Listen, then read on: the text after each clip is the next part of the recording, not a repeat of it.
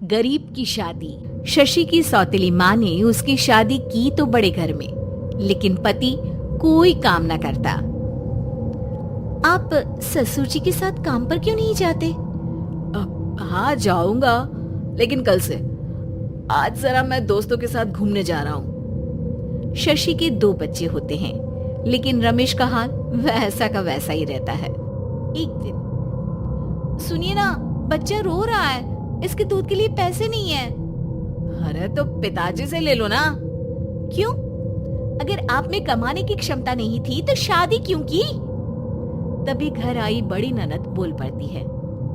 आहा, तुम्हारी माँ को साफ साफ कह दिया था कि लड़का ना कमाता है ना कभी कमाएगा। हम 4 बहनें हैं इसका ख्याल रखने के लिए, और पिताजी का इतना सारा पैसा, तुम्हें किस चीज की कमी रखी है? लेकिन थोड़े ही सालों में तकदीर बदल जाती है। शशि का ससुराल गरीब हो जाता है। सब बिकने के बाद शशि अपने पति, बच्चे और सास के साथ किराए के मकान में आ जाती है। मैं कोई नौकरी करना चाहती हूँ दीदी। अरे इतने बड़े घर की बहू थी शशि, तुम नौकरी करोगी? नहीं नहीं नहीं नहीं। नहीं करूंगी तो घर कैसे चलेगा? बच्चों को भी तो पालना है ना। तभी शशि का भाई आ जाता है। शशि, ये ले राशन का सामान, किसी भी तरह की कोई भी जरूरत हो तो बताना। भाई, अब मैं नौकरी करूंगी। देख बहन, वैसे तो मैं तेरे साथ हूँ, लेकिन हाँ, मैं ये भी चाहता हूँ कि तू अपने पैरों पर खड़ी हो जा। शशि को एक प्ले स्कूल में छोटे बच्चों को संभालने की नौकरी मिल जाती है। एक दिन, शशि, मेरे स्कूल को अब तुम संभाल लो, मैं कुछ दिनों के लिए अपने बेटे के पास जा रही हूँ। लेकिन प्ले स्कूल अकेले मैंने कभी नहीं संभाला है। अब ये सब मैं नहीं जानती। इतने महीनों में तूने जो देखा, बस पूरे आत्मविश्वास के साथ उसे करना। शशि नीलम के जाने के बाद पूरे 1 महीने उसका स्कूल अकेले संभालती है, और फिर एक दिन आता है जब वो अपना खुद का स्कूल भी खोल लेती है। वाह शशि, तुमने आज मेरा सर गर्व से ऊंचा कर दिया। तुम्हारा यही आत्मविश्वास तुम्हें बहुत आगे ले जाएगा। नीलम, बहुत आगे जाने की चाह नहीं है, बस ये छोटा सा स्कूल मेरे बच्चों की अच्छी शिक्षा में मेरी मदद करे, यही मैं चाहती हूँ। शशि थोड़े थोड़े पैसों से ही अपना परिवार पाल रही थी। एक दिन उसके घर उसकी बड़ी ननद आती है। अरे भाभी, घर में कूलर तो लगा ली थी, मेरी माँ को कैसे पंखे में लिटा रखा है? अरे तो शशि कौन सा एसी लगा कर सो रही है? वो भी तो यहीं रहती है ना मेरे पास। ज्यादा यहाँ आकर मेरी बहू को परेशान न किया करो। हाँ, मुझे भी शौक नहीं है इस छोटे से घर में आने का। मैं तो बस ये बोलने आई थी कि मेरे बेटे की शादी है तो ननिहाल का जो नेग होता है वो ले आना। हाँ, जितना बनेगा कर देंगे, और ना हुआ ना तो वो भी नहीं करेंगे। तभी शशि बोल पड़ती है। अरे नहीं माँ जी, रीटा घर की बेटी है, उसके ससुराल वाले उससे शादी पर पूछेंगे कि मायके से क्या मिला। रीटा, तुम मुझे सामान की लिस्ट भेज देना, मैं पूरी कोशिश करूंगी कि तुम्हारी हर डिमांड को पूरा करे। अच्छा, मैं खाना लगाती हूँ। शशि ये बोलकर किचन में चली जाती है।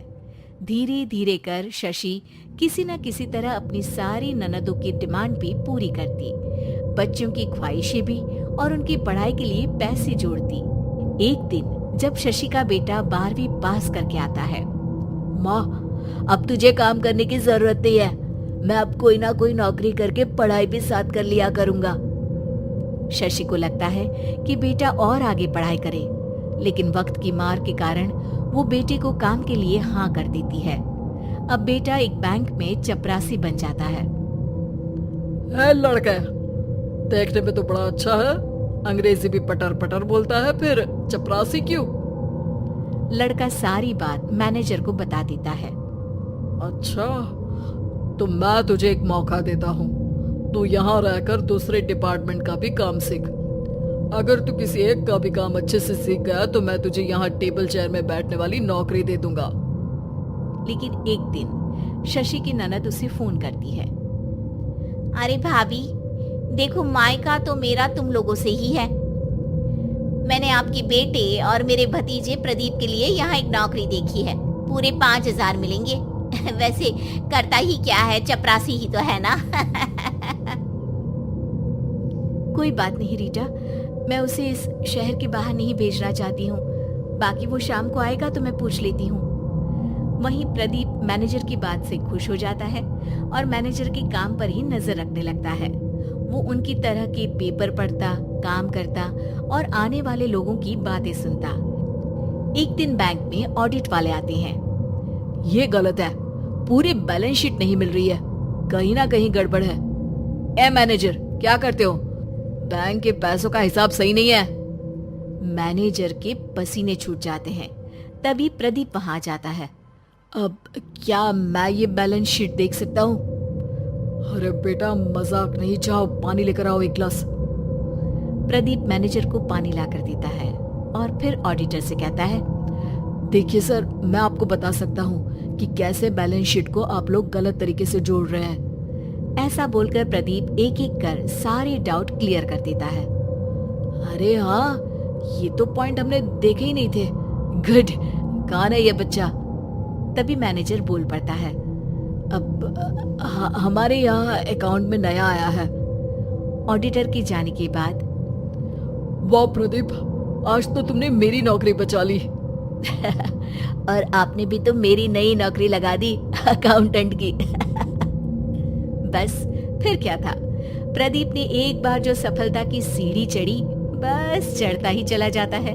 फिर एक दिन शशि की ननद, अरे भाभी कैसी हो? घर को तो बड़ा ही सुंदर चमका रखा है। अरे बेटी, कैसे आना हुआ? तू तो इस छोटे से घर में आना भी नहीं चाहती थी, कोई खास काम है क्या? अब हाँ, वो माँ, मेरा जो मजला बेटा है ना, वो अकाउंट से पढ़ाई कर रहा है, तो प्रदीप से बोलकर उसकी भी कहीं अच्छी नौकरी लगा दो ना। सास और शशि समझ जाते हैं कि कैसे पैसे आते ही लोगों के बात करने के तरीके से लेकर रिश्ते निभाने तक में बदलाव आ जाता है।